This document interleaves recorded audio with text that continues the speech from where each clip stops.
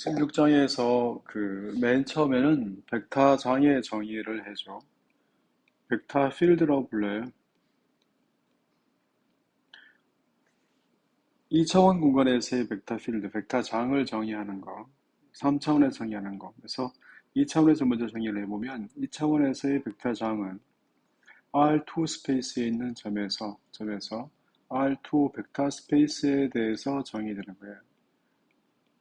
점에 대해서 벡터 스페이스를 대용되는 건다고 얘기하는 것은 어떤 점 XY가 있으면 점 XY에 대해서 A가 XY거든요. 그래서 이거에 대해서 대응되는 값은 X좌표와 Y좌표를 이용해서 그래서 어떤 M의 XY의 성분과 그다음에 N의 XY의 성분을 가지는 그런 함수로 정의되는 거죠. 그래서 얘는 M의 XY에 대해서 I 성분 더하기 N의 XY에 대해서 제 이성분으로. 그래서 얘가 3차원 공간으로 간다면 이제 3차원 벡터장이고요. 그래서 얘가 이제 이 벡터가 어떤 점에 대해서 이 벡터가 이렇게 대응되는 거죠. 이 값은 이제 m 값과 n 값으로 정의되는데 각각의 함수는 x와 y로 정의되는 값이에요. 성분 함수가 지금 m이라고 하는 거고 성분 함수가 n이라고 하는 거라서 이런 거거든요. 그래서 두 개를 동시에 그리면 어떤 점에서 이 점에서의 힘의 크기와 방향, 세기와 방향, 이 점에 작용하는 힘의 크기와 방향 이렇게 정리가 돼요. 그래서 얘를 정의역이라고 하기 위해서 얘를 공역으로 가지는데 R2 점에서 이렇게 정리할 수 있잖아요. 그래서 어떤 점에서 힘에 작용하는 힘의 크기와 방향, 힘의 크기와 방향이 이 점마다 다르게 작용할 수 있죠. 그러니까 바람이 분다거나 전자기가 있어서 전기장이나 자기장이 있어서 각각의 힘에 대해서의 크기와 방향이 정해지는 거예요. 3차원 공간에서 이제 바람이 분다 하면 어떤 부분에서 3차원 어느 공간에서 이 점에서 바람의 세기와 방향, 이 점에서의 조류의 세기와 방향, 이 점에서의 전기장의 세기와 방향 이렇게 정리할 수 있죠. 그래서 각 점에서 그 점에 대응되는 벡터를 대응시켜주는 이것이 벡터장이에요. 벡터장은 이런 거니까 이런 여러 가지 유형들을 이제 확인을 해볼 수 있는데 예를 들어서 3차원 벡터장이 x와 y와 g에 대해서 정의가 되어 있는데 얘가 g 값에 얘가 k라고 하죠. 이 말은 각각의 성분은 다 없다는 뜻이잖아요. 그죠? 그래서 어떤 g 값에 대해서 g의 높이에 대해서 얘를 어떤 점에서 높이가 높으면 이제 힘이 세게 작용하겠지. K 성분이니까 K 값은 성분이 지금 0, 1이잖아요. 그래서 이렇게만 되어 있는 거지. 그러니까 각각의 점에서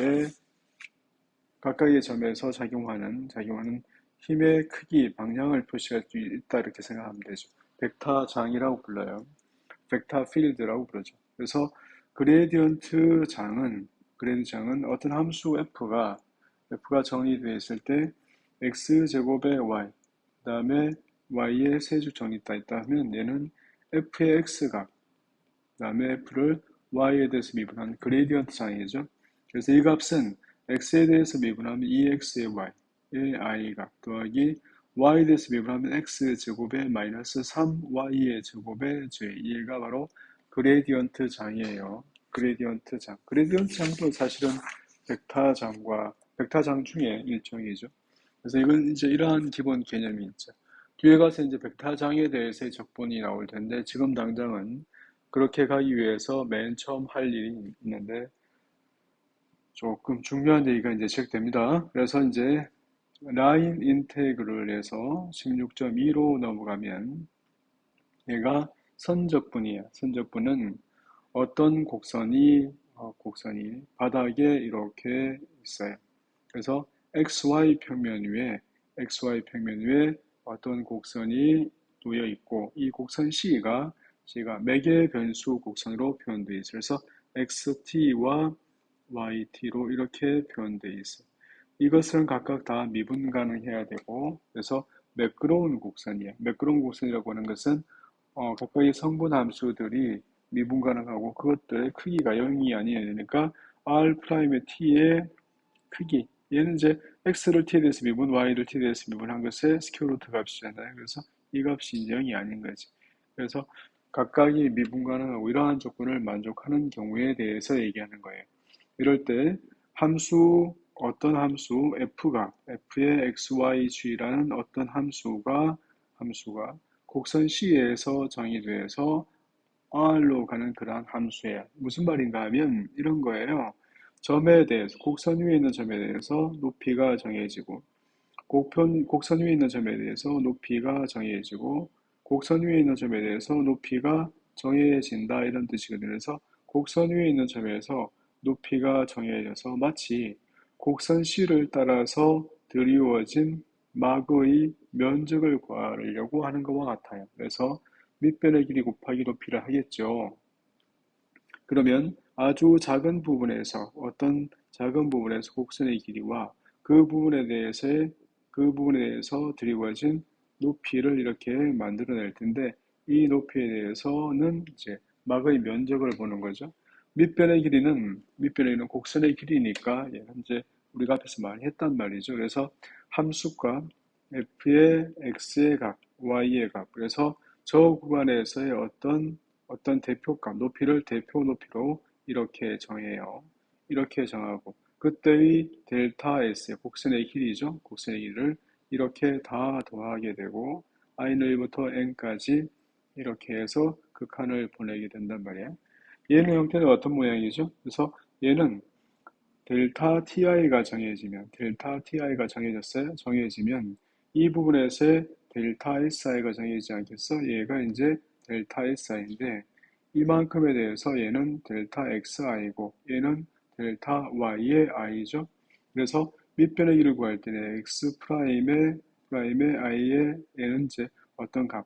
그래서 곱하기 얘는 이제 x 프라임의 t의 i의 스타 값 곱하기 델타 ti를 둘 수 있고 얘는 y의 프라임의 t의 i 값에 대해서 델타 ti 값이라 둘 수 있는 거죠. 그래서 얘가 곡선의 길이니까 얘는 x를 t에 대해서 미분한 것 전체의 제곱,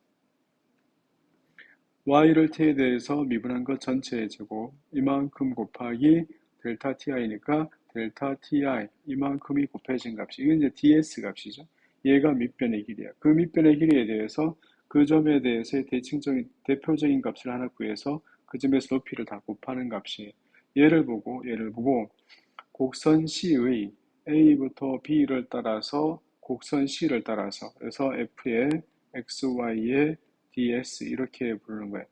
얘는 이제 곡선 C를 따라서 F의 X와 Y, DS를 이렇게 부를 수 있죠. 얘는 이제 전체 계산을 가면 이 값은 T에 보면 A부터 B까지 F의 X의 T, 매개 변수식을 대입하고 Y의 T를 대입하고 그 다음에 루트 안에 x 프라임의 t의 제곱 더하기 y 프라임의 t 전체 제곱의 dt가 돼요. 그래서 매개 변수식으로 주어진 곡선을 따라서 드리워진 어떤 면적을 구하는 게 목적이죠. 그래서 그런 형태를 이제 이루고 있어요.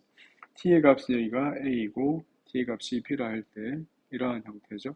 그래서 방향을 바꿔도 사실은 여기서 바꾸어질 값이 별로 없죠. ds는 이제 밑변의 길이고 여기는 방향이 포함되어 있지 않으니까 식의 방향을 좀 바꾸어도 이 값은 변함이 없는 값이네요. 그래서 델타 ti를 먼저 정하면 ti는 t의 범위 a부터 b까지를 분할을 하는 거잖아요. 분할을 해서 델타 ti를 정하면 델타 si가 정해지고 델타 si에 대해서 정해지는 막의 면적을 좁은 구간의 막의 면적을 일일이 다 더해서 전체 드리워진 막의 면적을 구하겠다는 뜻이야.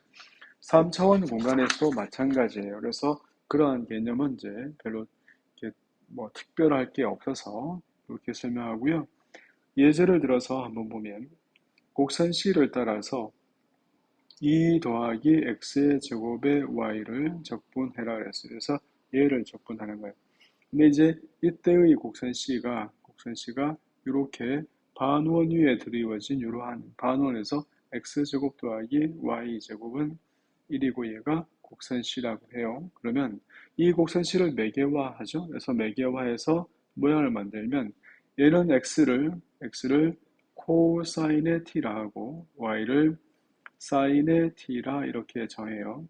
t의 범위는 방향 관계없는데 지금 제로와 파이 사이로 정할게요. 그래서 얘는 2 더하기 코사인의 제곱 t, x는 코사인이었으니까 그 다음에 사인의 t, 그 다음 x를 t에 대해서 미분하는 것, 마이너스 사인이니까 제곱하고 y를 t에 대해서 미분한 것, 코사인 제곱이니까 제곱하면 1 나오죠. 그래서 dt가 되고 t의 범위는 제로와 파이 사이가 됐어요.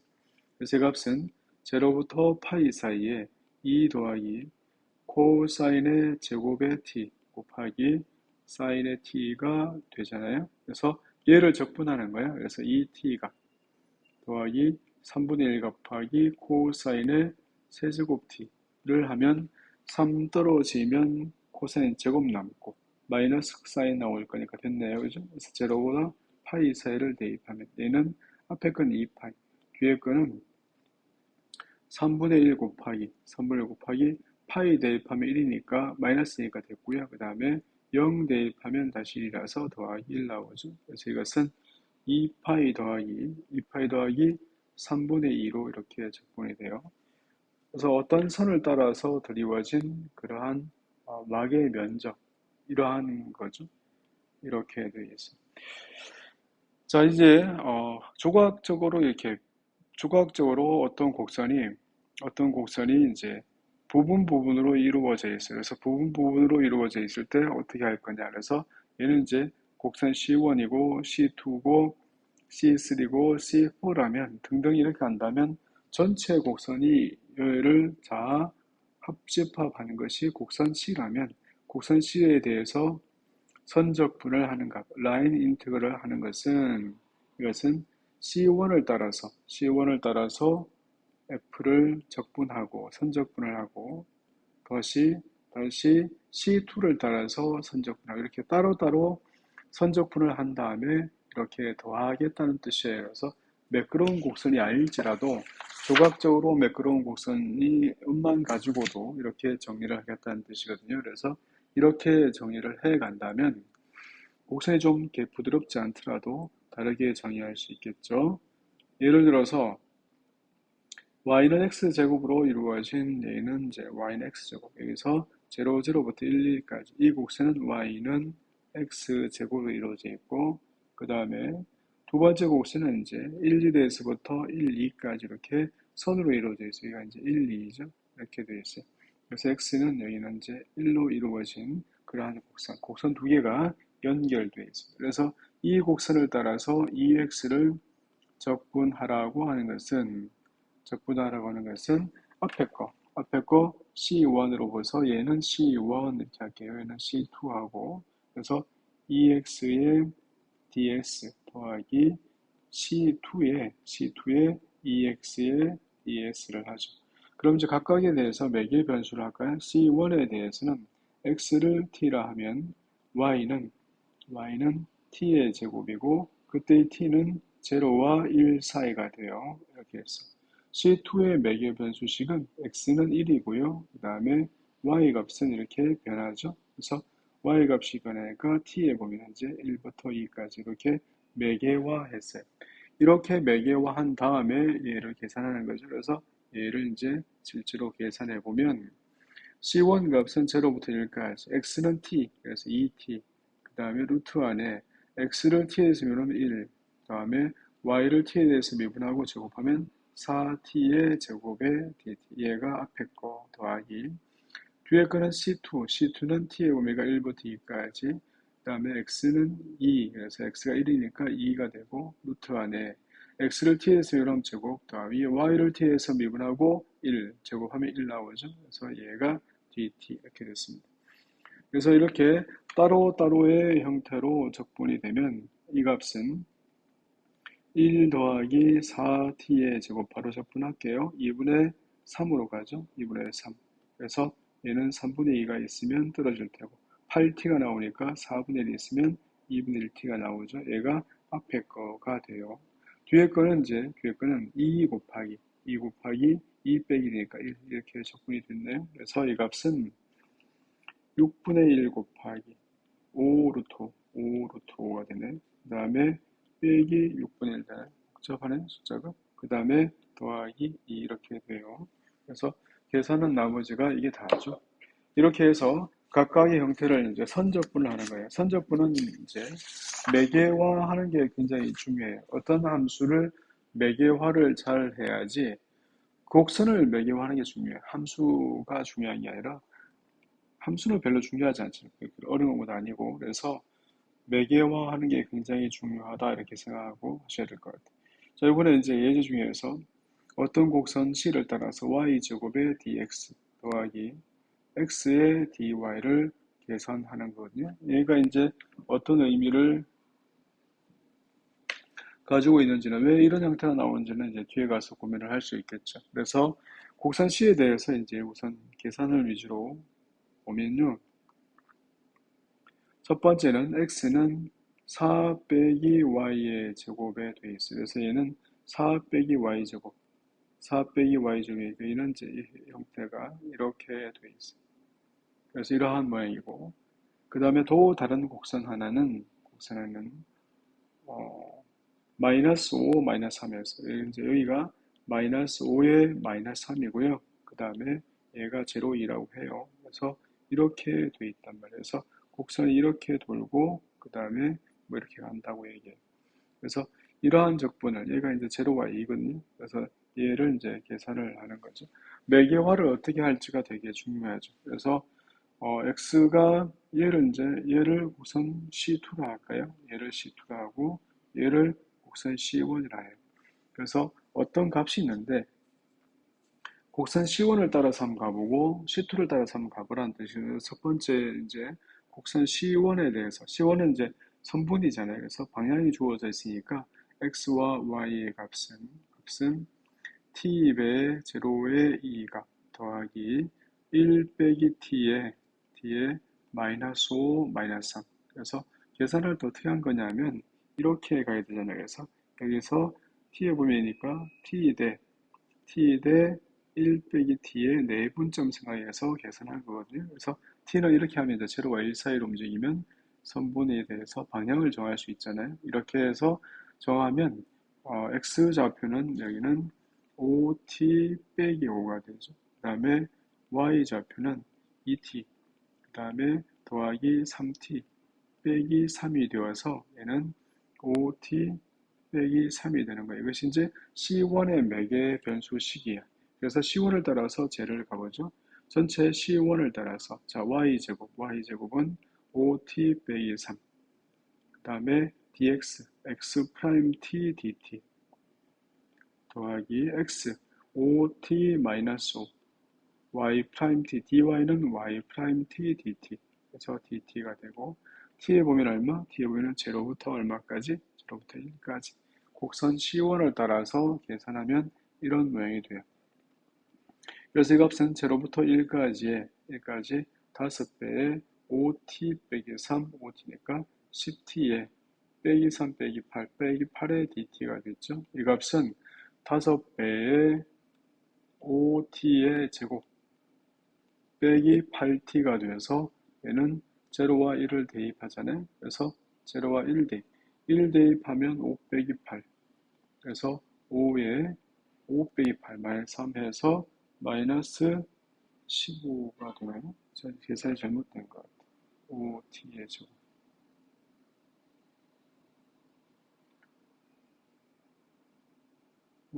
y의 제곱이었네요. 여기가 제곱이 지금 빠진 거라 제곱이 빠져서 다시 한번 보죠.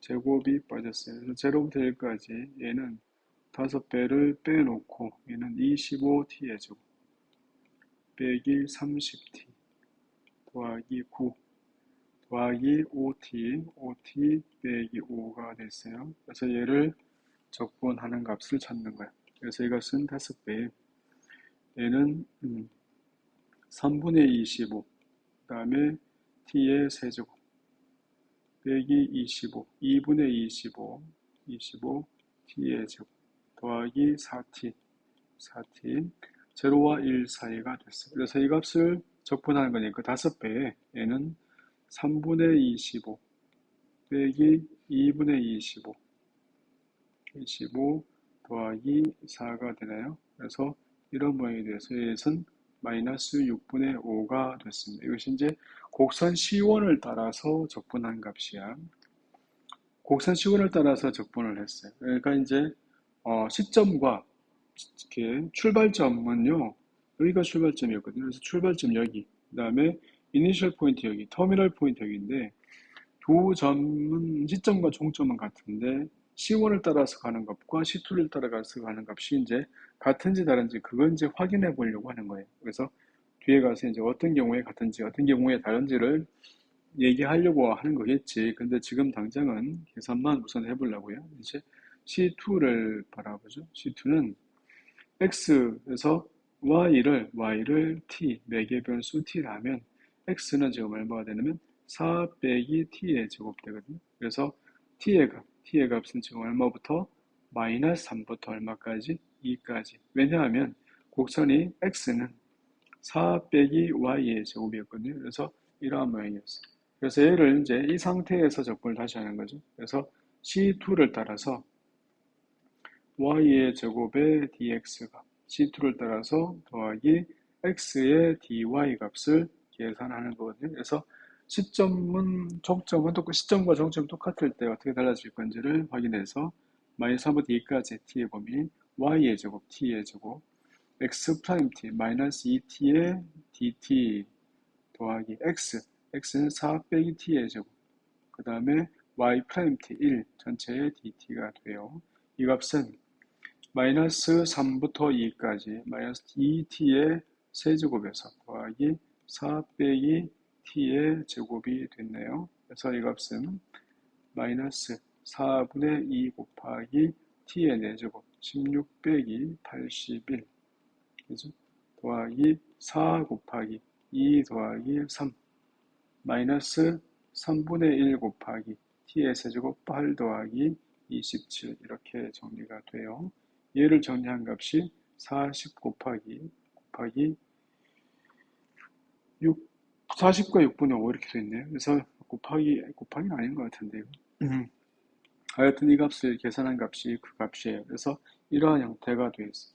어떤 방향으로 어떻게 접근하는지에 따라서 그 값이 달라질 수 있다 이런 얘기를 하고 있는 거거든요. 그래서 곡선 C1과 C2를 따라서 동일한 선적분을 했는데 경로에 따라서 여기가 이제 경로죠. 그래서 여기서부터 여기까지 갈 때 경로에 따라서 경로가 어떻게 되어 있냐에 따라서 그래서 이렇게 가는 경로인지 이렇게 돌아가는 경로인지에 따라서 그 선적분 값이 다를 수 있다 이런 얘기를 하고 있는 건데 이때 dx, dy는 이제 다른 형태로 이런 형태는 이제 뒤에 가서 다른 형태로 이제 나오게 되는 거를 미리 한번 보는 거예요.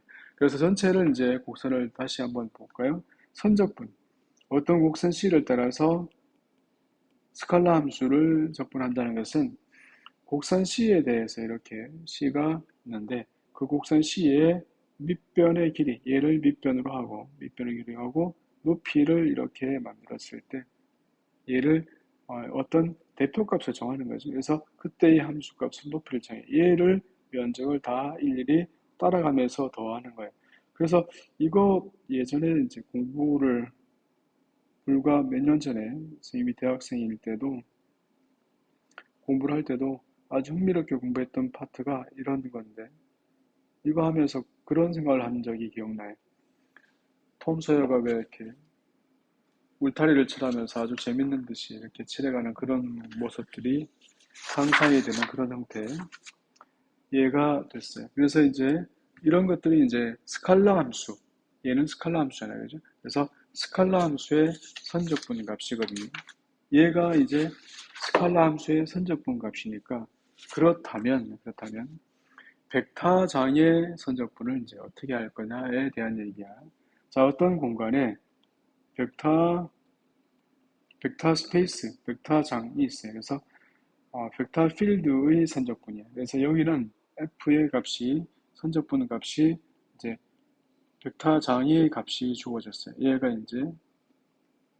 얘가 모양을 조금 정할게요. 얘를 m이라 할까요? m의 x와 y와 z 3차원에서 y 더하기 n의 x와 y z에서 얘에 대해서 j 그 다음에 m이라 하지 말고 두 개만 먼저 할까요? 벡터장을 조금 간단하게 다시 f를 만들어서 f의 xy를 mn으로 먼저 할게요. m의 xy 3차원 공간이나 그건 똑같으니까요. 그래서 n의 xy에 대해서 이러한 벡터장이 있는 거라.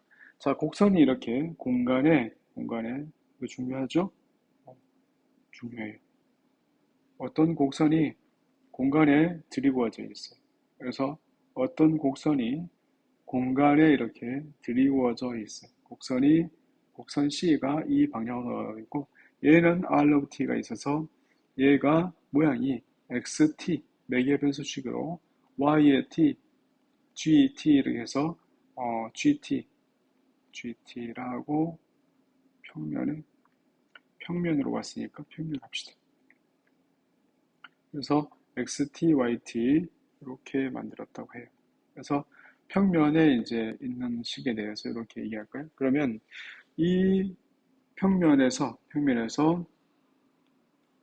어떤 힘이 작용하죠. 그래서 이 점에서 크기와 방향이 작용해요. 얘가 이제 이 점에 작용하는 벡터장이에요. 이 점에서 작용하는 벡터장이니까 여기에서의 단위 접선 벡터 E가 존재해서 얘가 R'의 T가 존재하죠. 그러면 이 값에 대해서 입자의 F의 크기 곱하기 단위 접선 벡터 방향으로 작용하는 힘의 크기. 그래서 단위 접선 벡터로 작용하는 힘의 크기를 구하면 얘는 F의 크기 곱하기 단위 접선 벡터의 크기 곱하기 코사인의 세타 값 나누기 단위 접선 벡터의 크기가 돼요. 그래서 이 값은 F와 T의 내적 값이고 얘가 단위 접선 벡터의 크기가 되죠. 단위 접선 벡터의 크기는 이제 얼마인지 알고 있으니까 1이잖아요. 그래서 얘가 F와 T가 됐습니다. 이때 단위 접선 벡터는 어떻게 구했어요? 단위 접선 벡터는 R'의 크기로 나눈 값이고 해서 이거는 뭐냐면 어떤 입자가 여기 있는데 여기 있는 입자에 대해서 힘이 작용을 해서 요만큼 끌고 간다 이거지. 그래서 이렇게 이동시킬 때에 드는 얘가 바로 1의 양이죠. 그래서 1이라고 하는 것은 이 부분의 1은 요만큼이니까 그 일들을 일일이 다 더하겠다는 뜻이란 말이에요. 그래서 이 일들을 다 더하면 F의 T의 이만큼의 값, 2를 다 더하는 값이에요. 그래서 얘를 이제 일일이 다 더하는 값이야. 그래서 힘의 크기 곱하기 거리를 곱해야죠. 델타 S를 곱하고 힘의 크기 곱하기 델타 S를 곱하고 힘의 크기 곱하기 델타 S. 그래서 힘과 거리가 이렇게 주어져 있는 값이. 그래서 얘는 ds가 되고 얘들을 일일이 더해서 곡선 C에 대해서 다 더하는 값이죠. 이런 모양이야. 힘의 크기 곱하기 이동거리. 그래서 힘 곱하기 이동거리. 그래서 힘 F가 벡터정 F가 입자에 대해서 하는 일의 양을 다 더한 값이에요. 그래서 결국은 이제 벡터장의 선적분은 결국 2라고 똑같은 값이에요. 어떤 입자를 어느 방향에 내려와서 내려놓는 건데 여기는 방향이 중요하죠. 왜냐하면 단위 접선 벡터는 방향을 가지고 있거든요. 얘는 방향을 가지고 있단 말이에요. 그래서 단위 접선 벡터와 힘에 대해서 이런 모양이에요. 그러면 얘는 F는 누구냐? M과 얘는 N이죠. M과 N. 단위 접선 벡터는 누구냐? 얘는 X'과 Y'을 하고 나서 R'의 크기를 한 값이에요. DS는 누구죠? DS는 R'의 T 곱하기 DT 값이 아니라서 얘가 이렇게 사라지는 값이거든. 그러니까 얘는 4개의 내적 값이니까 M 곱하기 X'의 T 곱하기 DT 성분의끼리 합 더하기 N 곱하기 Y'의 T 곱하기 DT가 되거든요. 그래서 얘의 모양이 누구냐면 얘의 모양이 M을 m의 dx, 성분함수의 dx 더하기 n의 dy 이런 형태가 되고 곡선 C를 따라서 이러한 값이 돼. 이러한 형태가 바로 벡터장의 선적분 값이야. 벡터장의 선적분 값은 결국 입자에 대해서 벡터장이 하는 일의 양인데 일의 값을 구하는 건데 t의 ds가 볼 수 있고 이것은 성분 함수에 대해서 m의 dx 값 더하기 n의 dy 값으로 이렇게 표현돼. 3차원도 마찬가지죠. 그래서 3차원도 마찬가지니까 그렇게 생각하면 돼. 이러한 모양으로 그래서 선을 따라서 얘를 적분하는 값이야. 좀 다르게 표현하면 얘는 뭐죠? 얘는 C에 대해서 F 단위 접선 벡터가 누구라고? R 프라임 나누기 R 프라임의 크기 곱하기 R 프라임의 크기 곱하기 얘는 DT 값이거든요. 그래서 형태가 이렇게 사라지면 얘는 C의 F의 내적과 R 프라임 T DT니까 DR 값이 그지? 얘는 이렇게도 표시할 수 있어요. 그래서 전체 시계의 형태를 다 알고 있으면 좋겠네요.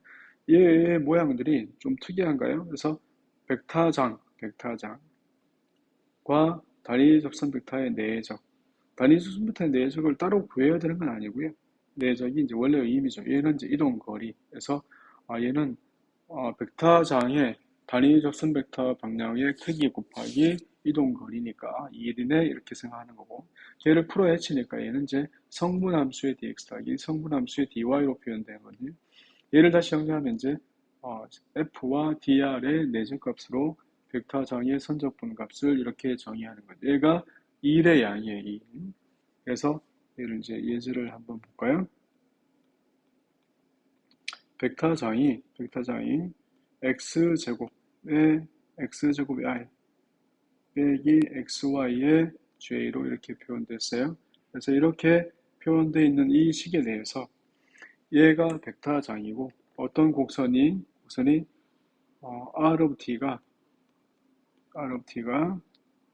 코사인 t의 i 더하기 사인 t의 j가 됐어요. 그죠? t의 범위는 이제 0부터 2분의 파이까지. 그래서 4분의 1원이죠. 그래서 형태는 4분의 1원. 그래서 이러한 형태로 되어 있는 4분의 1원이 됐어요. 여기서 이제 방향이 주어지지. 곡선 C에 방향이 주어져 있는 거예요. 이럴 때 이 벡터장이 이 입자에 대해서 하는 일을 구하라 이거예요. 그래서 형태를 구하면 곡선 C에 대해서 F의 dr을 하는 거예요. 곡선 C에 대해서 그래서 m의 dx 더하기 n의 dy를 하는 거예요. 그렇죠?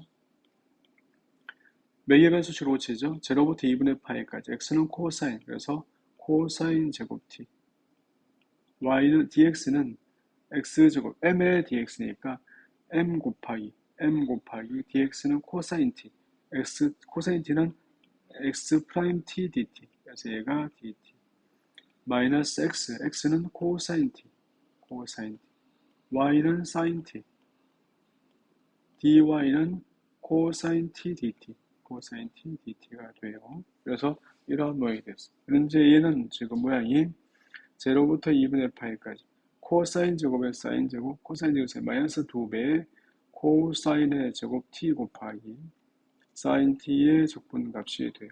그래서 이러한 모양이 됐어요. 얘는 이제 적분하면 코사인의 세제곱 t를 미분하면 3배 떨어지고 이 남으니까 3분의 2 이렇게 되겠죠. 그 다음에 마이너스 사인 t는 거의 다네요. 그래서 얘는 0부터 2분의 파이까지 2분의 파이 대입하면 0이고 0 대입하면이니까 3분의 2가 이렇게 나오죠. 그래서 0 대입한 것은 됐고 0 대입한 1이니까 마이너스 이렇게 붙네요. 이러한 모양이 됐어요.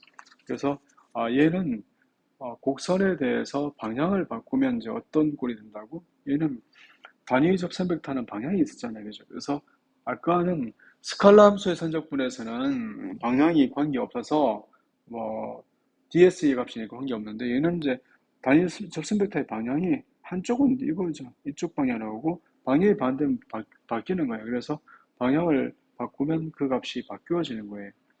그러니까 곡선 C에 대해서 F에 dr을 했어요. 이 값을 하면 이 값은 방향을 바꾸잖아, 그지? 그래서 이렇게 하면 그 값은 마이너스만큼 차이가 된다 이런 뜻이에요. 이건 1의 양이니까, 1의 양이니까 그냥 1이라고 생각하면 아주 편하게 이해할 수 있죠. 1의 양. 벡터장이 입자에 대해서 하는 1의 양을 구하는 거야. 그런 의미로 다루면 매우 편하겠습니다. 자, 그래서 어떤 벡터장이 3차원에서는 이제 예를 들어서 3차원에서는 P, 그 다음에 Q, 그 다음에 R로 주어져 있다 할 거예요. 그래서 PQR로 주어져 있는 그런 벡터장이 있어.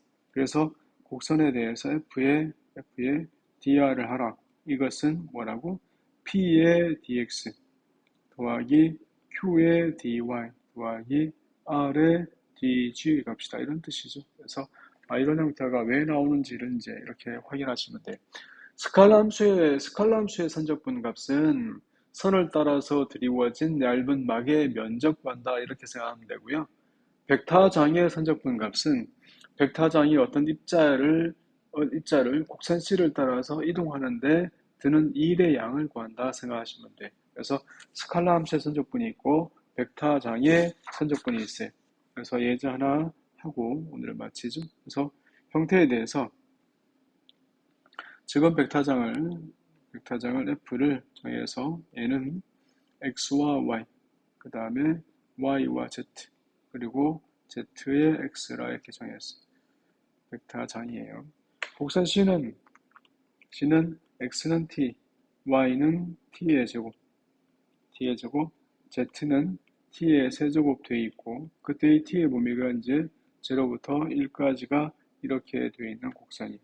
그래서 얘를 이러한 곡선 C를 따라서 F의 dr을 하라. 그 값은 xy의 dx, m의 dx, n의 dy, pqr, 그래서 dy 더하기 zx의 dg를 구하는 거예요. 자, 매개화해요. t의 범위는 0부터 1까지. xy, t의 세제곱, dx, 1 dt, yz, z의 5제곱에 dy, t의 5제곱, 잘못 적었어요. t의 z와 t의 5제곱에 dy, 2t의 dt, zx, t의 4제곱에 dg, 3t의 제곱에 dt가 돼요. 이러한 모양이었어요. 그래서 얘는 4분의 1, 얘는 7분의 2, 여기니까 얘는 7분의 3이 되나요? 그래서 이 값을 구하고 7분의 5 더하기 4분의 1, 그래서 28분의 27. 숫자가 좀 특이하네요. 그죠? 이러한 형태로 정리가 돼요. 그래서 얘가 벡터장의 벡터 필드의 선적분 값은 1이다 이렇게 생각하시면 되고, 스칼라 함수의 선적분 값은 선을 따라서 드리워진 얇은 막의 면적이라고 생각하면 되겠습니다. 16.2까지 왔습니다.